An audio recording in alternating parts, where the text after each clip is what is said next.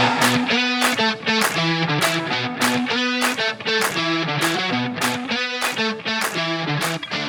everyone, welcome to the next episode of the Business of Sport show. Today we have the man in the middle of the pitch.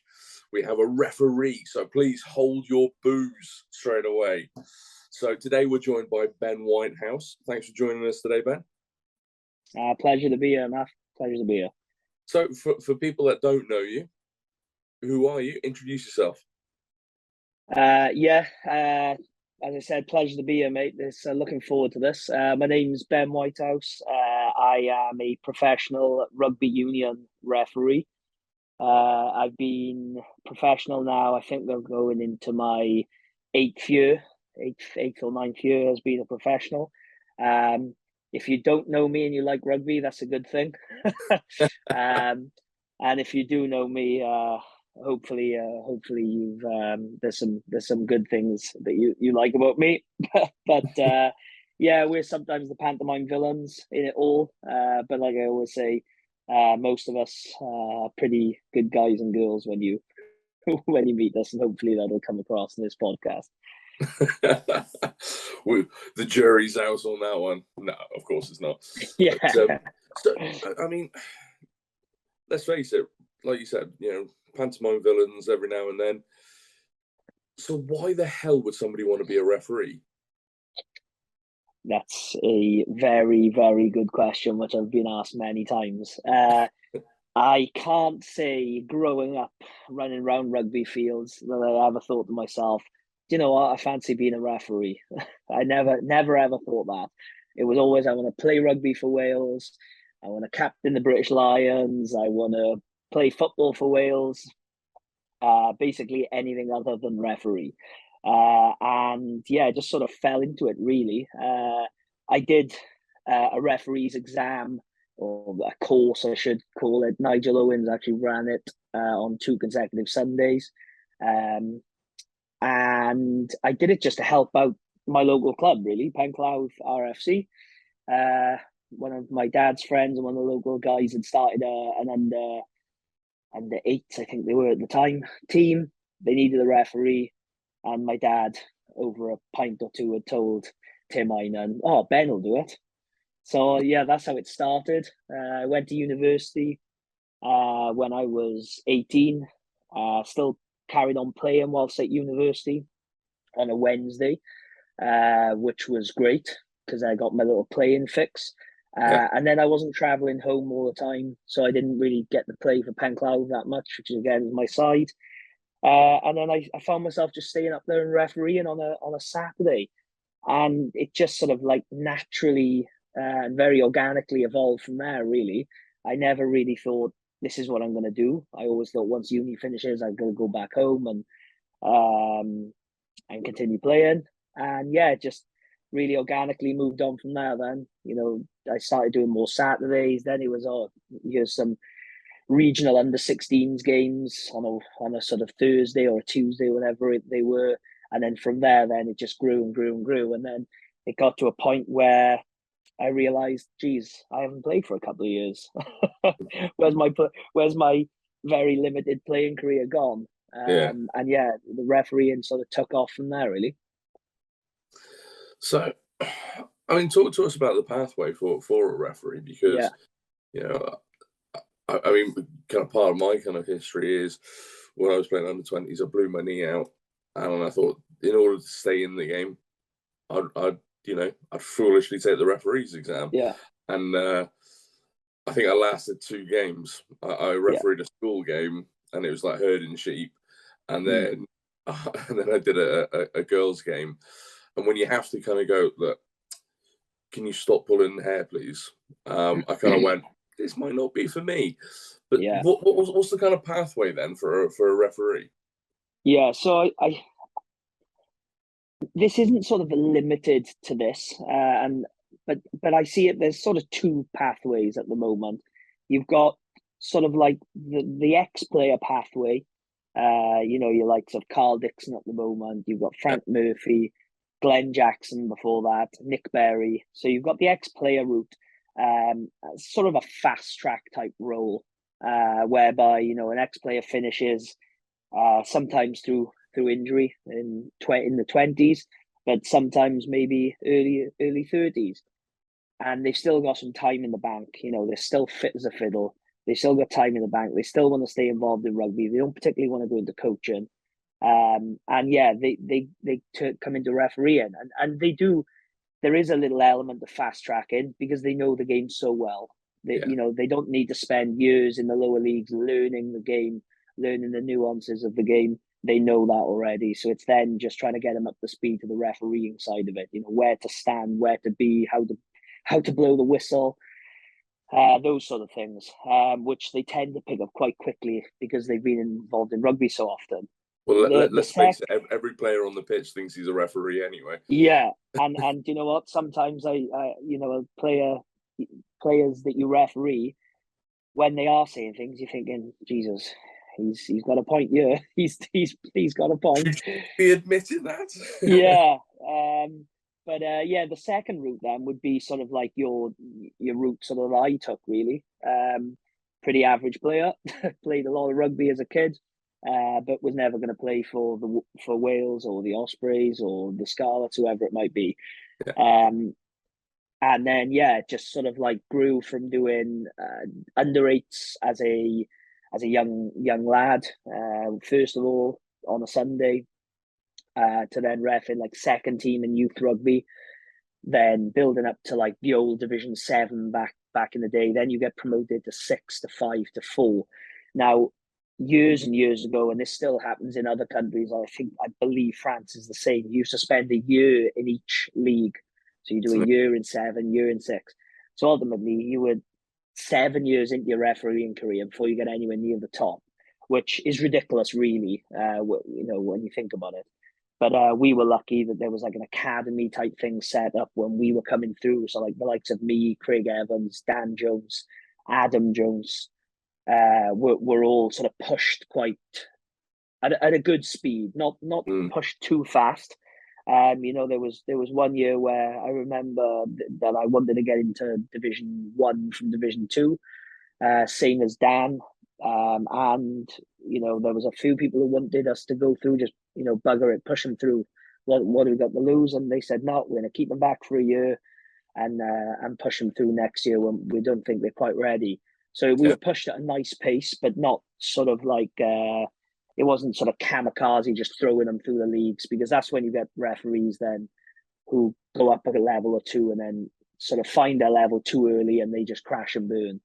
And you just sort of get assessed. So, lower down you are, obviously you get assessed less, but the higher up you are, you get assessed more and reviewed more. And then it's just, down to how well those reviews go then. And then obviously once you hit that sort of Premiership level, you go into like the old British and Irish Cup then and sort of move up from there. So that's pretty much the two main routes into how to get from sort of like no refereeing to sort of where we are in the game. So talk us through your kind of first big game. Kind of what was what was the feeling when you got awarded the game? What was the feeling kind of in the run up to the game, and kind of, was it a bit of a blur, and do you remember much about it? Yeah, so I was actually it was at Exeter Chiefs, actually. I think the first one, first professional game of rugby where I ref two professional teams, and it was the LV Cup, the old Anglo-Welsh Cup, I think they called it. And it was, or the LV it was when I was reffing it, and it was Ospreys versus Exeter Chiefs in Exeter. Got awarded it, got given the game. I just remember just being buzzing, like just remember thinking like, this is the start. Like zero fear, like absolutely zero fear. Like I have more fear now of games because I know like the repercussions now. But back then when I started, I was just like I guess like a player as well, like a young player. You say, oh, he plays with no fear. And it was the same as refereeing, like when you first come through, because you don't know the dangers of when things go wrong. You don't know the bad side of like when the media do stories because the game's gone bad. You don't know Yeah. any of those. See, I was going out there with like zero fear. It was brilliant, like nervous energy, but just nervous about the game. No fear whatsoever. And yeah, I just remember it was just so much quicker. Yeah, like Yeah. everything happened at a million mile an hour. Like the ruck speed, like and this was like what you'd class as like a seconds type team, like a mix of like young and then sort of like older players, a good mix of Yeah. players. So so the step up again when I did my first Pro 14 game, and the step up again when I did my first European Cup game. Like I promise you, mate, the speed and intensity of like the breakdown. You watch it on the TV and you think, oh, well, that's a side entry. Oh, that's not rolling away. Really is easier on the TV. And when Yeah. you're in front, 4 meters, 5 meters from the breakdown, and there's boys just, and I mean, flying in the intensity, the rock speed. It's honestly, it was like whoa! Like the first couple of minutes, you just spend just trying to get yourself up to speed, train your Mm. eyes almost, get yourself up to speed. But yeah, and then before you know it, the final whistle's going, and it was like, right, when's the next one? Let's go. You said about kind of not knowing the kind of repercussions and things like that. I mean, what I think everybody wants to know, kind of what happens if a referee does have a bad game, but Yeah, also on the flip side as well, because there is such a focus on social media these days yeah, that you're on social media, other referees are on social media, yeah, and it's very easy to have some idiotic fan who thinks you made a bad call because you missed a knock on, or yeah. there was something they didn't like in the game. Because let's face it, everybody's an armchair referee as well as Yeah. players on the pitch. Yeah. I mean, how does that kind of affect you as well? Yeah, so sort of dealing with the first part of your question, really, first of all, was around, what happens post game. Yeah. And I know probably people won't believe this, but when it comes to sort of like reviewing games, we are brutally honest with ourselves. Not everyone. Some people are, look after themselves a little bit, but that's natural. That's the same as playing staff. People find it harder to sort of criticize themselves.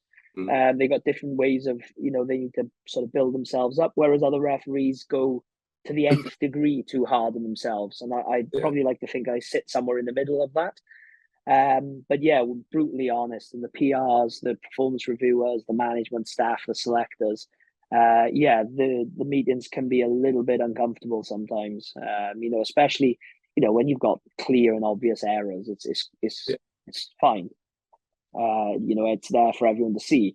But when you've got different opinions on a certain incident, they can be tough meetings. Likewise, if a performance hasn't gone very well and there's lots and lots of errors in a particular game, they're also very uncomfortable meetings to sit in, or take the flak in if Yeah.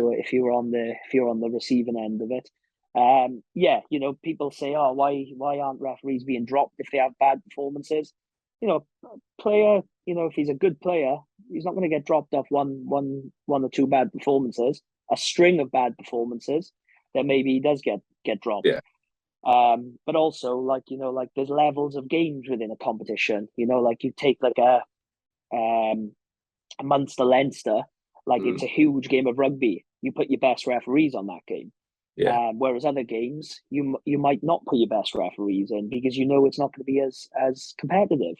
And that's just the nature of our game. And we might not get dropped, but we're not going to necessarily get a Munster Leinster or an Osprey Scarlets game or a Blues Dragons game. You might get something that's not as high profile Yeah. as those games in that particular weekend. So you're not being dropped, but you're not being picked for those sort of like, what's the word I'm looking for? Shop window games, really. Yeah. The kind of And prestige games. yeah, absolutely, yeah.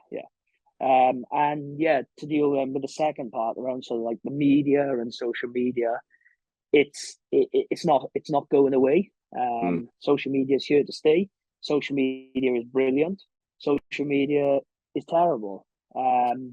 It's brilliant when it's brilliant, and it's fantastic. Like, I remember when I was coming through, like, couldn't do anything wrong. Felt like I couldn't do anything wrong when you knew.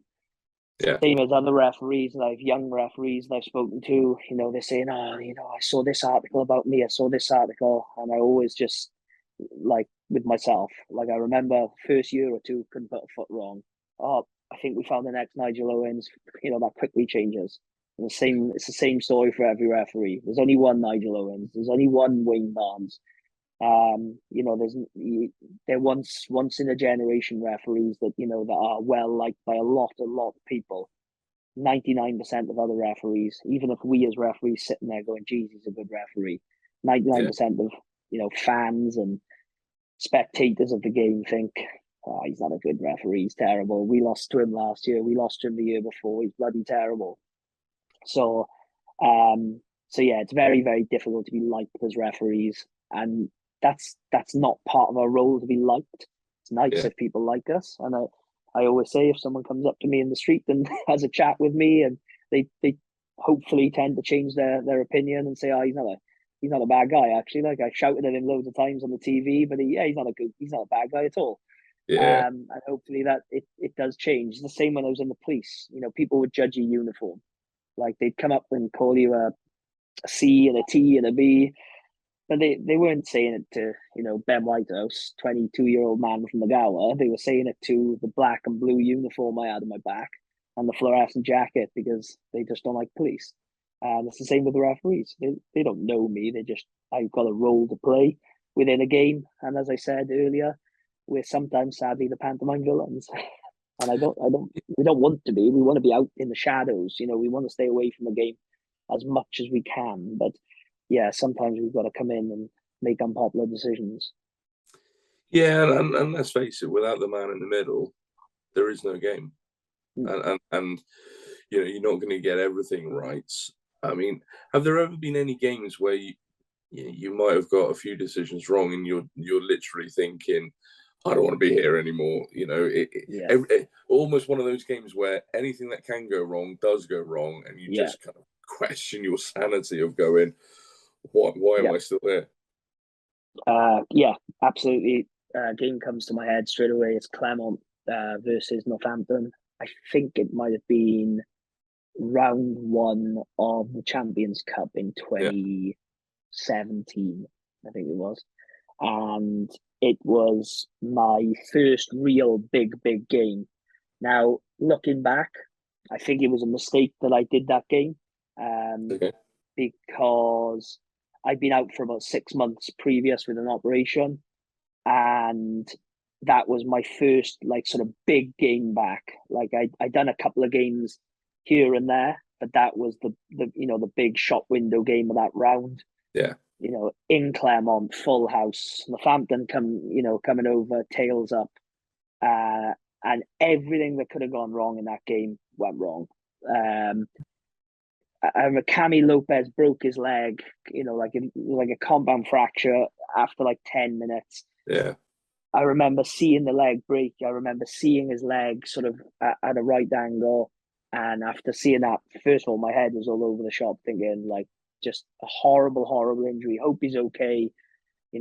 Can I deal with this any better? What can I do? It was just, my mind was fried for 5 minutes. Then you had sort of foul play between Dylan Hartley and what's the tight head? Slimani for Claremont, where Hartley committed foul play on Slimani, and then came back on the field after the yellow card, and Slimani did it back to Hartley. So it was old school, really old school. Yeah. Then there was a few really tight tries. One or two I got right, one or two I got wrong. Then there was a holding on penalty which I gave Ben Foden, and it should have been a no release against Ben Foden and a yellow card, but I made that split second call and said he had released it when in fact he hadn't. So that's a swing of potentially 7 points and a yellow card. Yeah, scrums were a mess. I remember it like it was yesterday. And I just remember at halftime thinking, right, I'm up shit creek without a paddle here. I need to fight my way out of it. and the game just kept coming away from me. And the more you fight, the more you try and do too much, the more the game goes away from you. Like I just couldn't get it back. Chasing it, yeah, couldn't get it back. The crowd were going up, the game was going away from me, and I was just like, ready to throw the towel in on this one. Like I've had a stinker, and that was a tough week of reviewing. I can imagine. I mean, it's quite apt that you picked the Claremont game because literally just had Jamie Cudmore on. Oh, okay, so, yeah. But I can imagine he was a bit of a character to referee at times. Yeah, given so his, I think I only run touch. I think I only run touch when he was playing. I never actually refereed him, but he's a big old unit. Yeah, well, spoke to him about the old ding dong he had with Paul O'Connell, the famous YouTube clip. So not someone I would have liked to have refereed. But then again, I suppose, how do you find it in terms of is that whole thing with rugby compared to football? Because football, you get a decision. The referee makes a decision, and he's literally swamped by every man and his dog and all the players and all of that. And yet, in rugby, you've got these 6-7 foot giants. Yeah. Literally, oh, sorry, sir, and kind of moving on. Although I do feel there's a bit of the kind of the football antics kind of creeping in a little. I mean, how have you kind of felt refereeing all these big, pumped up giants at times? Can it be intimidating, or is it because of the nature of rugby that it's not even thought about? Yeah, So I suppose the sort of football side of it that you just mentioned, we can't rest on our laurels as sort of investors in rugby, whether it be referees, coaches, players, spectators. We can't sort of just say, our game's different, our game's the best, because it quite quickly can change. And this is why we need to sort of keep refereeing the values of the game, keep, punish it. I don't want to use the word punish, but you know what I mean, sort of sanction when there is dissent in decisions. And that's not saying our word is God and our word is the end. There should be some discussions with captains, etc. But we don't want to get to, sadly, where football is, where players are crowding referees and the referees seem almost powerless as to what they can and can't do. But that's, in my opinion, and I'm not party to any sort of conversations with sort of football referees, but that's sort of, in my opinion, driven from the top. Like whether it be World Rugby, whether it be European Cup, whether it be URC, the message is always the same: protect the values of the game. And if that means players are throwing the ball away, players are ruffling players' hair after giving a penalty against them, and tapping them in the face and what have you. Let's get hold of that, and let's get hold of it early. Whether that just be a quick stern, oi, enough of that, leave it there, or if it needs to be penalised, that's up to you on the day. But protect the values of the game at all costs, because if you don't protect them, we'll end up slowly losing them. Yeah, and I mean, from a grassroots point of view, I saw it last season where certainly the Somerset RFU, I think probably the RFU as well, kind of always issuing that kind of message as well about grassroots of respecting the referee, not just from a player's point of view, but also coaches on the touchline being a bit too vocal at times, and also parents as well. So right the way through, youth rugby, you have to respect the man in the middle. Said it already, during this of without someone like yourself, without a referee, there is no game, and there's just going to be chaos then. Yeah.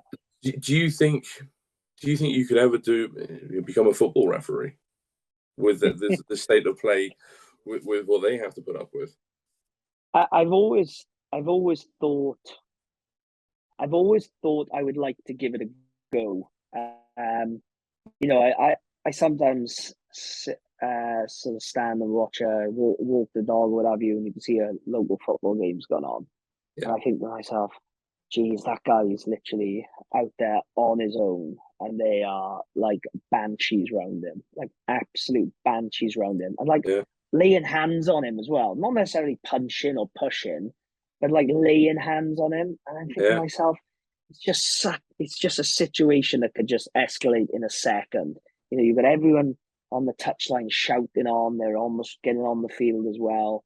And I just think to myself, wow. But in terms of like a professional end of the game, I've always thought, I'm not saying I could ever make a difference, but I've always thought, I wonder what it would be like if I refereed a football game the same as a rugby game. yeah, I.e., if a player came up to me and shouted in my face like you see the football players, did I deal with it with a card or deal with it with a yeah, free kick in this instance rather than a penalty, but deal with it and see how it's reciprocated by the yeah. players, see what they do, see how they react, because it doesn't really seem to be um, Stopped. dealt with. Yeah, Yeah, stop. Like I watch Man U now. I say this morning for me, but last night for you guys. yeah, Like I'm a Man U fan, and I watched like there was a penalty given, and Martinez give a bit of a spray to the referee, and he gets a yellow card at that point. mm, But that happens because there seems to be a stop in play, and he goes over the top. But you see all the time, like referees don't give a decision, sort of jog away, and then the players are just crowding him, running after him, like shouting in his ear. And I yeah, just think, wow, I'm glad we're not at that point in rugby. But as I said, we can't, sit on our pedestal and just think, oh, isn't our game great? We still got work to do. yeah. And I think, I think we've seen it over the last couple of years. There's a few things kind of creeping in, but Yeah, I think there's. I've always said, like yourself, I'd love to see it in football that, say, if somebody gets a yellow card, it's off for 10 minutes or something like that, or yeah, if there's yeah, dissent to the referee, all that kind of crowding and stuff. What happens if he sends somebody off for that? What would be mm, the actions and the reactions of the mm, players? Because why would you choose to be a football referee? yeah, That's what I've always kind of questioned because of I don't like to say it, but it's almost seems like that kind of thug mentality or mm, kind of hooligan mentality where he gives a free kick and all of a sudden you've got 10 guys around him, yeah, literally, like you said, laying hands on. yeah. Now, if you did If that to that a happened rugby, in the street, yeah, if that happened in the street, yeah, the police would be called. yeah, exactly. Or Yeah, you look at rugby. There was that player in France. I think the ref, said it was not a try or held up or whatever, and you get that big. I think he was a Fijian second row, literally lifting the referee up, and the yeah, next he's off the park. yeah, You know, red carded. Yeah, yeah. yeah, So he just celebrated kind of me, and he lifted. celebrated, but Yeah, he lifted the referee up. in Yeah, football, you get 10 guys going around, kind of hands on the referee yeah, because yeah, sure, he's going to change his decision because yeah, you're crowding him. No, it's not going yeah, to make a difference, but it just feels like there's that disrespect, and it almost yeah, feels like part of the game. And I think, like you said, yeah. It does. Yeah, yeah. so It absolutely does, mate. But I, as you say, it's driven from the top, like everything. mm, And I think you need to sort that sort of like the tip of the pyramid out. You're not gonna sort the base out here. no, Um, you've got to filter it down. Like that's definitely not an overnight thing. mm.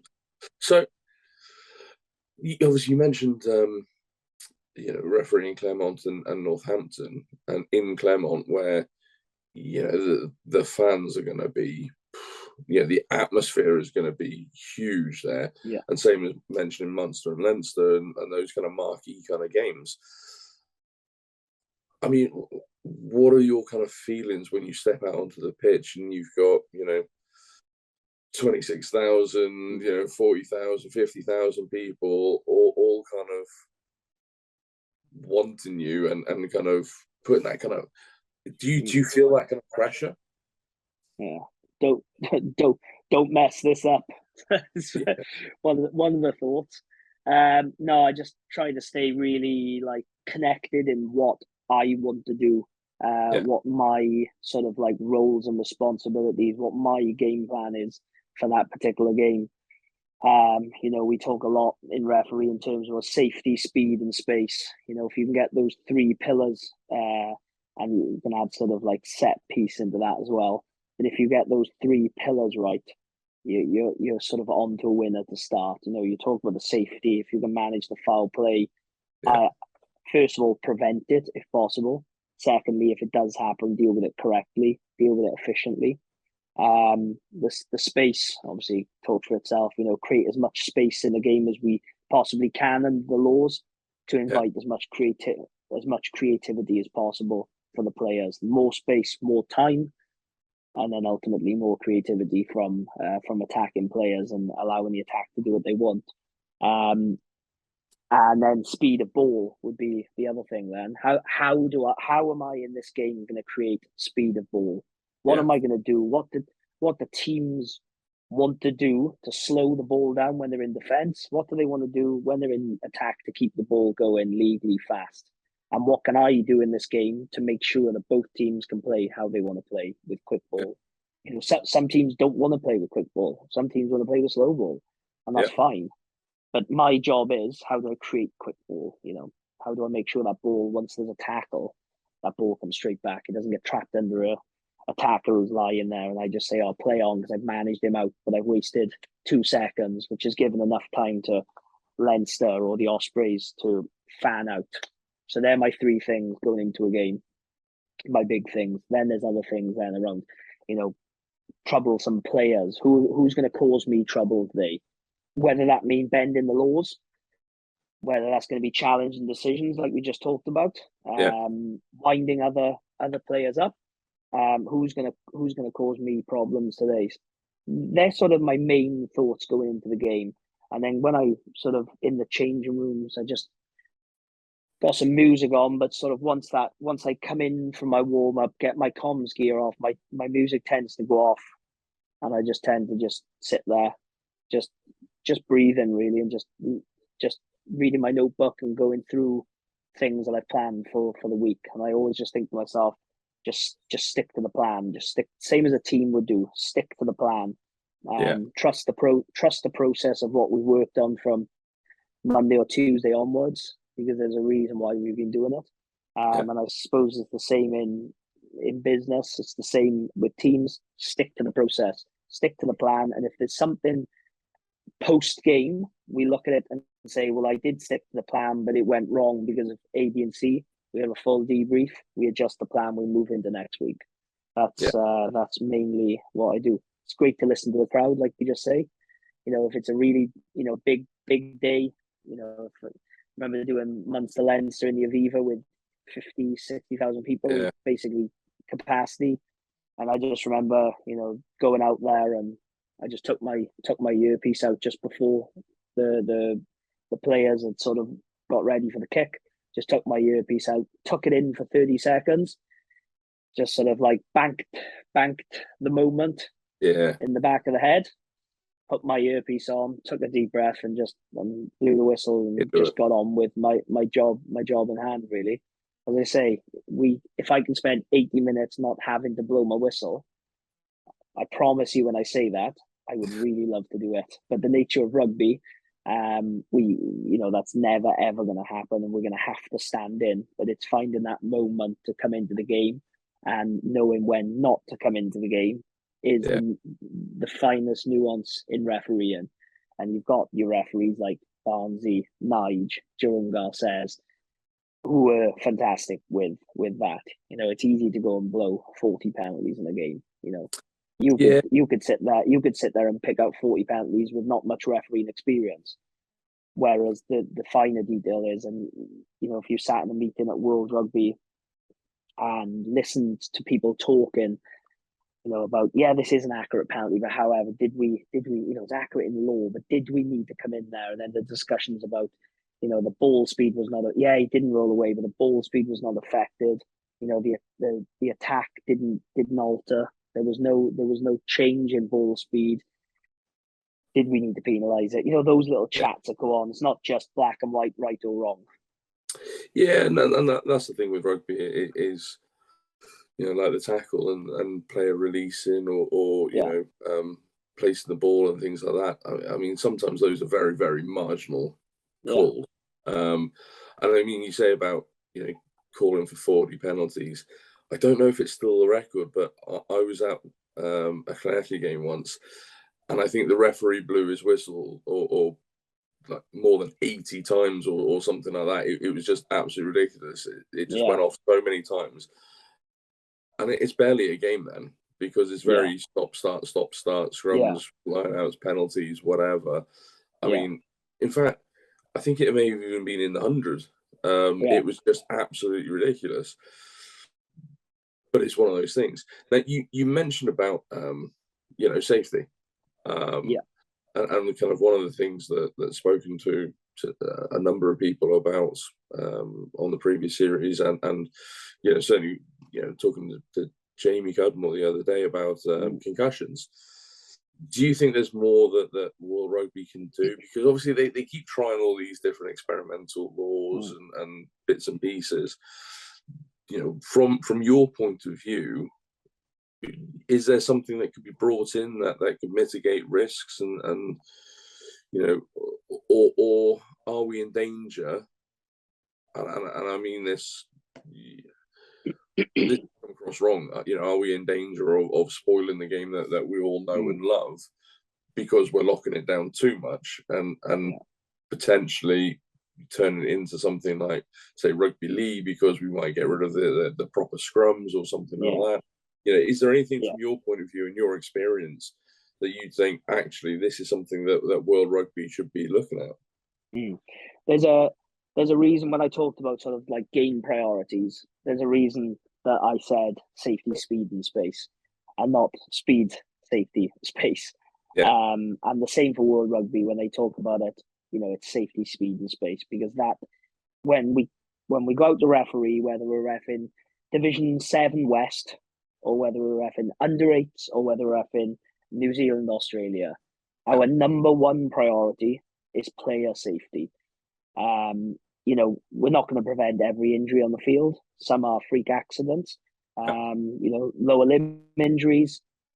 Some are acts of foul play, and that's when we step in. From terms of World Rugby, look, we've brought in the head contact process, or the World Rugby have brought in the head contact tongue twister, the head contact work. Where there's a clear guideline now as to what a penalty, what a yellow, red, and play on looks like, and how we get there to try and bring some consistency to drive player behaviour in a way that we try and drop that tackle height as low as we can.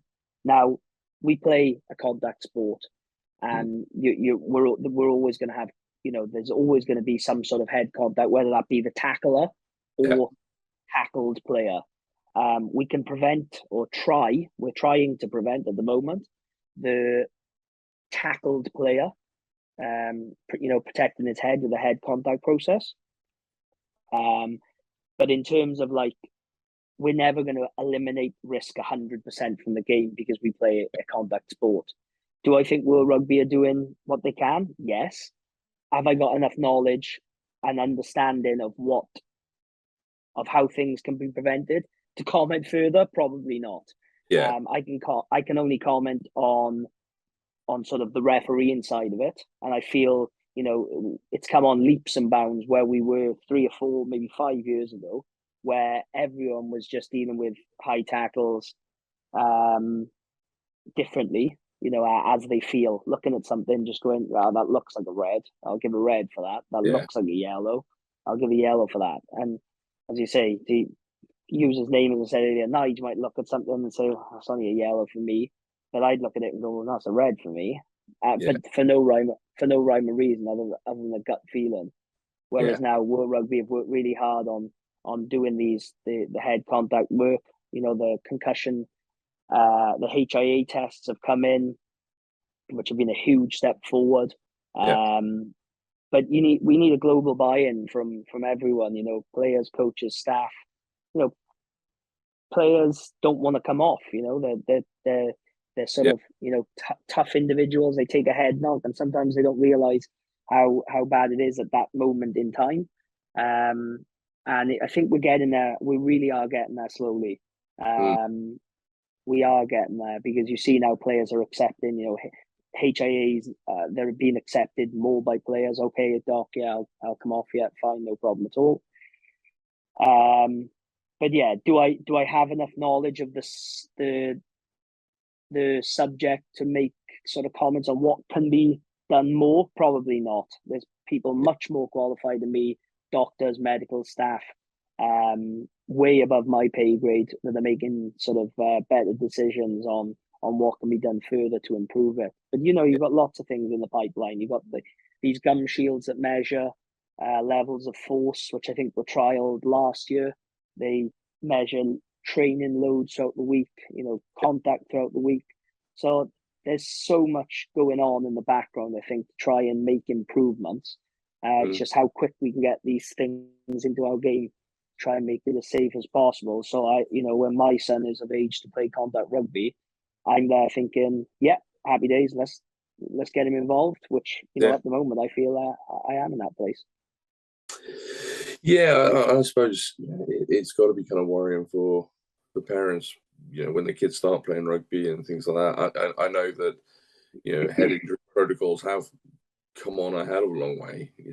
Probably back when I was playing youth rugby, it's like, well, knock to the head, you'll be fine, for next week and all that. And I recently started coaching, and I've had to make the call this week. One of my guys came off last week. The referee wasn't happy with him because of a head knock. Said that he felt sick. So as soon as I've heard that, you bench, and I've had to deal with the fallout of that. A guy that is core to the team. He's a really good guy, and clearly frustrated that having to do this, but have to make the call for his safety at the end of the day. And like you said, it is a physical game, and from a referee's point of view, obviously, you don't get involved in the physicality, but you've still got to be, fit and get around, because there's no point in you being around by the 22 when they're by the other 22. I've seen some referees do that in various levels, but kind of, how do you deal with the physicality? What are the physical standards for a referee? Because like you said early on, when you move up a level, the games get a hell of a lot quicker. And you see you see these huge players running like hell for leather, and you think that's just not physically possible. So what is it from a referee's point of view? So obviously we're thankfully not hitting rucks, mauls, and tackling people like Jamie Roberts and Nadolo and people like that. And I am grateful sometimes when I'm up close and personal, you realize how fast and how strong and how hard these boys hit. And I think to myself, I might not get paid as much as these boys, but thank God I don't have to tackle them. But mainly it's just, the sort of run-in aspect for us in terms of physical fitness, and a lot of like the resistance work we do, the weights work is more like just the injury prevention, and there's power stuff involved as well, to try and stay as quick as possible. So we do in every union will do this different, but in Wales, me, Craig, and Adam are the professional referees, along with Ben Breakspear is on the sevens, and we have a female referee called Amber, who has just actually moved to England with a work job, but she was her out of rugby job. But she was currently training with us as well. But we meet on a Monday, a Tuesday, and a Thursday for our our group training sessions, and we can do our own stuff at home in between that. So we'll do a running session. We'll do one session will be an aerobic session, one session will be an anaerobic session, and then the third session will be sometimes a mix of the both, or depending if we're traveling or the game might be on a Friday, it might be just a bit of a light loosener session, depending on how we are. So we've got an S&C coach, Kieran Miller. He also does a lot of sports science work with the Wales women as well, so he's got a bit of a hybrid role. But he's been great. We test. We do the Bronco test, so we've gone through various tests over the years. The yo-yo test, the 30-15, the phosphate deck test, the Cooper 12-minute run, you name it. World refereeing has tried the test, but we've settled on the Bronco at the moment, which is what most of the players are doing as well. With a caveat at I think it's a maximum time of something like 5:15, absolute maximum. But they want, as a gold standard, anything under 4:45 maybe, off the top of my head. But then when you go up to World Rugby level, it's under 5 minutes is acceptable, and then under 4:30 is gold standard. So the times become a little bit faster. So yeah, we test them once, definitely once, but 4:40 was the last time I did it. So I always bang myself right in the middle. Nothing too good, nothing too bad. And they can't pick any either way then. But like I had my struggles with fitness. I'm still not a racing snake like some of the refs out there. Like Evs, Craig. Jeez, that man's fit. Like, loves fitness. To be fair to him, really looks after himself. So fit. Christoph Ridley the same. These boys are just like animals. Like Christoph, I think run off the top of my head like a 4:17 or 4:18. Craig's running like a 4:22 or 4:24, like just crazy times. Like like compared to the players, like the players, don't get me wrong, have like 95 kilos carrying around and what have you. But still, those scores, the boys, they are probably like 80 kilos or 10, 15 kilos less than some of the players. But to be running the Bronco in like 4:20, early 4:20s, late 14s, it's just phenomenal. To be fair to them, But yeah, like when I first started, like really struggled with my fitness, to be honest with you. Like coming out of uni, playing, not really ever doing any running as such, because all you want to do is weights. I've got Crohn's disease as well, which I know I chatted to you about before. So like when it was untreated, when I first got diagnosed, or when I wasn't diagnosed, then I got diagnosed, but I was not medicated. Really struggled with my fitness. Just couldn't go into that fifth gear. Really, really struggled. And it was always, he's just lazy, he's just lazy. In my head, I'm like, I'm not late. I'm not trying to be lazy. I just have nothing in the bank. Like I could go from feeling really, really good, then fall off a cliff within, one rep. And people were just, I was just giving up. I was like, no, I promise you I'm not. I just absolutely got nothing left in the tank. Absolutely nothing. And it was mad, really, really mad. And then once I had an operation in 2017, as I mentioned earlier. I fell seriously ill, and probably looking back, the best thing that ever happened to me, having an operation. And then getting myself on proper medication, which works for me. And basically started from scratch again. I went after my operation. I went to the gym. I couldn't leg press 40 kilograms. I couldn't run. I couldn't do a sit up because everything was like cut open. And just literally started from scratch again. Stephen Pledger, name him. He was with RS&C at the time, and I owe him a lot. Like, he just done one-to-one sessions with me every single day. Took me from, as I said, barely being able to walk distance, a good distance, to being able to referee a game within, I think, probably less than 3 months of my recovery started. So yeah, I owe him a lot.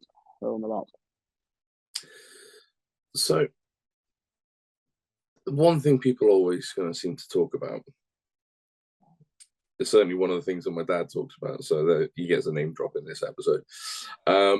Is are referees getting too involved in the game? Because when you go back, several years, the referee was just the referee, and now obviously you mentioned Nigel a number of times, and we've got that. We always got that famous, this is not soccer comment and like that. I've never heard that before.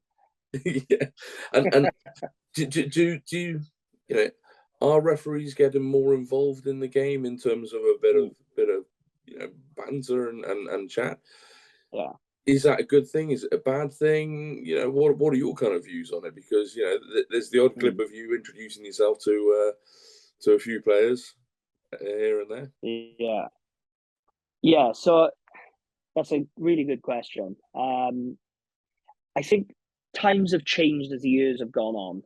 I good friends with Derek Bevan, Les Peard, these referees. Friends of my dad before me, and they've done a bit of coaching with me as we've gone through. They talk about the times where they were refereeing top games and there wasn't a microphone in sight.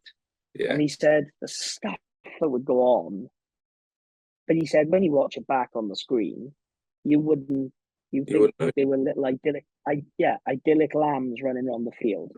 But he said the stuff that used to go on. And he said, I remember Les saying a story about and I think I can say this, but he said a story about one of the first games where he was like calmed up. I think it was either Les who was telling me or Derek was telling me. The first game they were calmed up and the TV could hear it. Yeah. And I think the story was Les flagged it. It was foul play. And it seemed like a stamp. And he said something like to Derek, like, Derek, I've got foul play for you. What have you got, Les? He said. And he said, I've got foul play against Black. Right, he said, what have you got? He said, it's a stamp. He said, who was it? He said, I didn't get the number live on BBC, but not remembering that he was on TV because of the mic. But that's where we've changed as a game now, is that everything we say, everything we do, whether it be mics, ref cams, 50 cameras in a ground, everything we do and say is being covered on a microphone and on a camera. So I think when people say referees are getting too involved now, I actually think that it's just the coverage is improved as well. I think you'll find that like referees like Derek Bevan would have got involved just as much, if not more, than some of the referees now. But because the coverage now is so much better, the clarity of the voice, the ability that the sort of the broadcaster, can turn up a referee's mic, can turn it down so you can hear him sometimes, then you can't hear him. Yeah. Commentators talk over, commentators don't talk over. And all of a sudden then you can actually create the feeling that the referee's involved a lot more than he actually is. There's some referees out there, I know I'm not one of them, that hardly say a word on the field and just only say a word when they blow the whistle, explain a decision, move on. Yeah. And then I'm someone who's a natural talker anyway. Like, I'm normally someone driving conversation, whether it be out for a pint or out for food. I'm that one that's always talking, moving conversation on. So for me to be quiet for 80 minutes is not, my wife will tell you it's an impossible task. So it wouldn't be me if I went out there. It wouldn't be me as a person, and I'd have to fundamentally change as a person to not say anything. Because the way I go about my life is I commentate on my life. Like if I'm doing something, I go, right, I need to remember to pack that. I'll be telling myself that in my head or even out loud sometimes. So for me to go on the rugby team and not say anything would be fundamentally change my behaviour that's probably been with me since birth. Now, to answer your question, yes, I think we do get probably involved too much at times, and I think that we can step back a little bit, but at the same time, a lot of the times we are just trying to sort of explain our decisions and try and allow people to understand why we've made decisions, because rugby's very technical, really, really, really technical, and friends of mine from America or non-rugby people. Like I played golf with a guy the other day who's a football fan. He's not a rugby person, and he said, oh, "I just watch it now. I just really confused. I know when tries are scored or what have you." But he said it just really confuses me. And I think to myself, that's the game we've got. Was that if you get involved too late, it's very hard to understand what's actually going on. So Yeah. if we can play a role in trying to explain the decision, not start while stopping the game, but quickly just trying to explain why we've given a particular decision and move on. That would be the perfect balance. I think Yeah. we need to find the perfect balance. We can't stay quiet for 80 minutes. No, Same as players can't. And I think you actually make a good point. It's always gone on. There Yeah, are always referees that you have a bit of banter with and talk. I mean, I was refereed by Tony Spreadbury multiple times. yeah. And I think One of the biggest talkers in the field. Fantastic, bro. Exactly. I mean, Spread has never needed to be mic'd up. You'd still hear him talk. Yeah, And I remember kind of going to a referee society meeting once where Spreaders was there because as part of the Somerset RFU, Somerset Ref Society, and obviously, you can't get away from Spreader's accent. He's definitely from the West Country, and and he was showing, he kind of had the ref footage of a World Cup game, and was talking, and I'll always remember him saying this because it irked me because as a Scarlets fan and all that, he said he always penalises the team in red. And I know he was joking, but it always irked me, especially since a few months earlier he sent David Jones off for an incident, a red card against Birmingham. Oh yeah, I know you penalise the team in red, but kind of obviously growing up, you've already said, nobody sets out to go, you know what, I want to be a rugby referee. Yeah, not many. You want to be a player for a team, for a country, and all this. When you become a referee, especially refereeing league games, you could find yourself up against Osprey Scarlets or anything like that. Potentially one of the teams that you're refereeing is the team that you could see yourself running out for. Kind of what goes through your mind, because obviously you've got to remain impartial, but you kind of go, well, I'm a such and such fan, and kind of, does that influence your decision? Come on, be honest. Yeah, no. If I'm honest, no. I'm very emotionless, so try to stay very cold when I referee. We talk about making cold decisions sometimes, and that can be if a team's being beaten by 30, 40 points, we still got to keep making decisions. It's not like under 10s rugby where you can go, oh, go on, mate, forget that knock on, go on, score the try.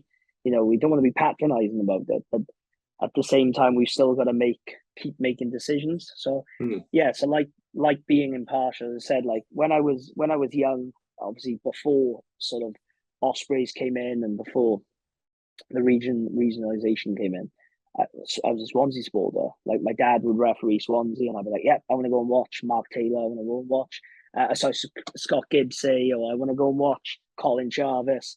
Yeah, I want to go and watch Swansea." And then it was always, "I'm going to play for Swansea." And then sort of regionalisation happened, and sort of I was in that strange period really where I was like 13 years old, 14 years old, where I sort of had like an affinity then with Swansea RFC because that's who everyone in my school supported. Yeah. And then obviously regions happened, and I did find it difficult then because obviously it was only a few years before I started refereeing, so I never really got massively invested in watching too much rugby at that point. Yeah. Obviously Wales, or will support Wales always. But yeah, I didn't really ever have a massive affinity to any particular region, so I don't actually find it that difficult, believe it or not. I know the Scarlets players, supporters might say that I hate the Scarlets, and the Osprey supporters might say I hate the Ospreys, and I mean you're that, the referee. that carries on. Yeah, as I said, the pantomime villain. Exactly. But no, like I just you just try and go out cold, like my best mate is Dan Bigger. I've refed him a few times, and I remember the first time I refed him, Osprey's Ulster was the first time he sort of started in the game that I'd ref, and I just remember we had a coffee the week leading up to the game, just as we would anyway, Yeah. and just we both said, well, whatever happens, happens. Like it's our jobs. He would, I'm sure, try and get one over on me if he could. I 100% know he would, actually. No, don't believe that. And likewise, if I needed to act on something, whether that be a yellow card, red card, penalty try, and we said whatever happens during the 80 minutes happens during the 80 minutes, and then once we're off the field, we're mates again. We didn't have to be uncivil, but we have to be cold in our jobs. And like that guy's a natural born winner, whereas I'm, when I try and thrive in my, I can't win as a referee, but I can sort of win in terms of the goals I set out, and I want to thrive in sort of my position, and I wasn't going to let anyone sort of ruin that in my 80 minutes. So that's probably a different side of the question, but similar. You just got to be cold in what we're doing. And it's not heartless cold, but try and take as much emotion out of it if you can. Yeah, exactly. And kind of like you said, yeah, I think that kind of sums up rugby in terms of what you said. For you go at it for 80 minutes, have a beer in the bar afterwards. Have a pint afterwards, absolutely, yeah. And that's what, as I say, talking about protecting the values, we still need to be able to do that, Talking of boys, local boys going to grounds and not wanting to go into the club afterwards because the coaches are shouting at them and the supporters are shouting at them, and we shouldn't be there. Like, I remember there's only once I ever had a massive problem during a game coming through the ranks, and I didn't go back to the club. Well, I did, but for very limited time. Only once, really, that I can remember off the top of my head. And but now it seems to be a recurring theme, really, and we've got to protect, because otherwise we're going to have no one to referee, or we're going to have an aging referee staff.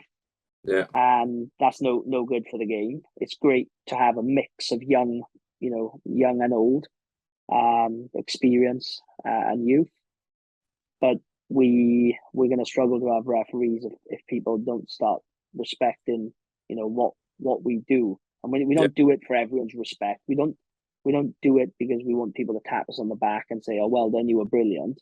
A lot of people do it because they love rugby. They don't do it to get paid. Like, it's my job now, but there's 90% of the referees I know do it because they love rugby. They love meeting new people. They love going to clubs. They love a free pint after the game and a meal, and getting out the house from the missus for a few hours. But they do it mainly because they love rugby. And if that's their incentive and things start getting, the shit starts hitting the fan, they're just going to stop. And we're not. Yep, people will drop away. COVID. We've seen it in COVID now. They've had that year or two off. Yeah, and people don't just think I can live without rugby now.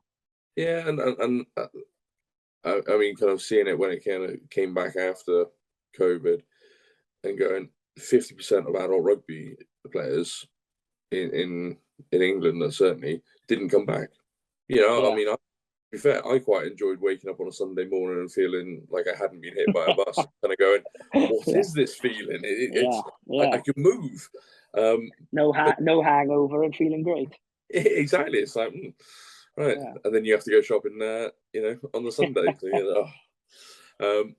But again, it's that whole thing of there's always a lack of referees because there are always more games than referees, and like you said, a lot of the boys refereeing are just trying to stay involved. They've either played or they like rugby and they just want to be involved. And again, without the man in the middle, there is no game. How many games called off week in, week out because there aren't enough referees. A friend of mine texts me on the weekend. I think he's at Blackwood Way, somewhere near Blackwood, and he texts me at what time did he text me? He texts me at. He wasn't seeing if you were available. Yeah, 2:00 in the afternoon, I think it was, saying basically, are you available to come up and referee a game because referee hasn't turned up or there wasn't a referee available. I was in a game myself, so I couldn't. But yeah, and there was 30 players there, and they didn't have a game because there was no referee to have the game. So and he was like gutted. It was his first game back. He had a few years off, and yeah, there were 30 players there. There was a pitch there. There was a change room there. Everything was there, apart from there wasn't a referee. And then 30 boys went home without playing a game of rugby. Yeah, and there's a knock on that. That is sad. People talk about, the cost of living and things like that, and you go, yeah, actually, they would have had to have bought beer in. For again, they'd have to buy food in as well, and everything's got an expiration date. Line marking paints, cutting the grass, all of this kind of stuff, all the stuff that goes behind the scenes, and then absolutely. So absolutely, mate. Yeah. One final question before I let you go, because we haven't really mentioned it, but obviously you're in Melbourne at the moment because you're doing the Bledisloe. So by the time this goes out, we'll know how you've done as the TMO as well. So no pressure. Yeah, great. But you'll add a little addendum at the end. Well, it's funny enough. You are the TMO, and my kind of final question is: do you think that there's an overuse of technology in rugby these days, or do you think we could benefit from a little bit more, or something a little bit smarter, maybe? Yeah, I mean, we're always looking for that last thing, the smarter way of dealing with it. We definitely don't need more interventions. You'll have games where there is more interventions, but we don't need more means of intervention. We certainly need to find smart ways, or keep finding smarter ways, because it's ever evolving. When it came in, it was just in the act of scoring. Then there was always like a grey area of using the TMO. What is in the act of scoring? If a player runs clean through from 50 meters, is that all in the act of scoring, or is it just in the act of diving over? And then it was within 2 phases of scoring and foul play, and then little bits of added on. Now, they've just adjusted the TMO protocol now, July the 1st. And the guiding principle was summed up by saying better decisions, more accurate decisions, more efficiently, with the referee and on-field team driving it. So I couldn't sum it up really any better than that. Is that we need the decisions to be accurate. There's so much money, so much investment, and that's time investment, money investment in our game now. I listened to your podcast with Simon Murderak the other day, and he talks around the CVC, private equity coming into the game. There's so much more money in the game. Our game is in such an exciting place at the moment. Like football obviously is football. It's in a league of their own money wise. But in terms of like where rugby is at the moment, it feels it's at that sort of like exploding time. Good exploding, really does. And we're trying to find our feet as well with it. Refereeing is probably 10 years behind playing in terms of professionalism. There's no doubt about it. And we're playing catch up as quick as we can. But the TMO process, whenever we talk in meetings, we always talk about we don't need to come in more. We just need to be more efficient with how we work. So we brought in live calls, for argument's sake. So if I see on Thursday a little high tackle, which is nothing more than a penalty, but it must be penalised, I can come in live now with a high tackle against black 6 or gold 6. Yeah. So the game doesn't stop. So we know it's just a penalty. Matthew Reynal sticks his arm out for advantage, gives the penalty if he needs to. The game doesn't stop. It's just like an AR's called it in. That couldn't happen before under protocol, even though sometimes we fudged it a little bit. So they brought that in now to sort of keep speeding up the game. So instead of there being 5 referrals, 2 of which are only penalties, now we've got 3 official referrals, and 2 of them were dealt with live, and no one knew that the TMO even came in. Then I think that's better from a spectator point of view, a fan point of view. You want these things called because you see them, you see the kind of the high tackles, all of this, and the referees missed it because you got 101 other things going on. Yeah, but there's a TMO there, and I know from kind of the reading the ref books and kind of things like previously of sometimes it's a bit rigid in terms of what you can and can't do, and I think going back a number of years, the touch judges could only do what the referee told them they could do. So therefore, if he's just said, run the line, tell me when the ball's gone out, well, they run the line, tell you when the ball goes out. Yeah. Can't tell you there's foul play or anything. So, and I think if we're going to use technology, then it needs to be smooth. And if that means that you can get on the radio and go, gold 6 as high tackles, black 6, great. It's up to the guy on the field then to make that call. Yeah, and that's exactly what it is. And sometimes, say Matthew on the weekend, on Thursday now might say, no, I saw it, I was happy. Okay, cool, brilliant, move on. It's been brought up, and the decision's made. The ones where we have to do referrals are, if we're going to give a card and we're deciding on what colour, yellow or red, disallow tries, complicated acts of foul play where multiple things have happened.